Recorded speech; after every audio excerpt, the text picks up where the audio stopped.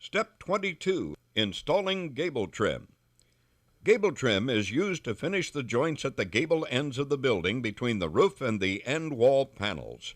As well as giving those areas a nice finished look, gable trim prohibits the elements from entering your building between the roof and end wall panels. It's designed to run from the end of the roof panels to the center of the peak.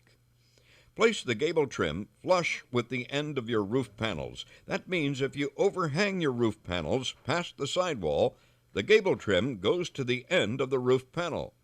Now, if the length of one gable trim is not sufficient to get to the peak, what I'm about to point out applies to your second piece. At the peak, use a level to mark the center of the peak on the gable trim. Cut the trim about 1/4 of an inch past that line with the aviation shears. You're doing this so that there'll be enough room for the overlap from the gable trim on the other side.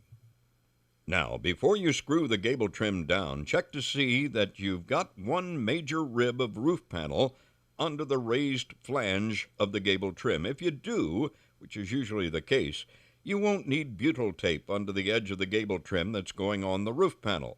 If you don't have a major rib of the roof panel under the raised flange of the gable trim, you'll need to put some of the narrow butyl tape between the edge of the gable trim and the roof panel. This narrow application of the butyl tape will accomplish the same thing as one of the major ribs on a roof panel. It keeps the elements out of your building.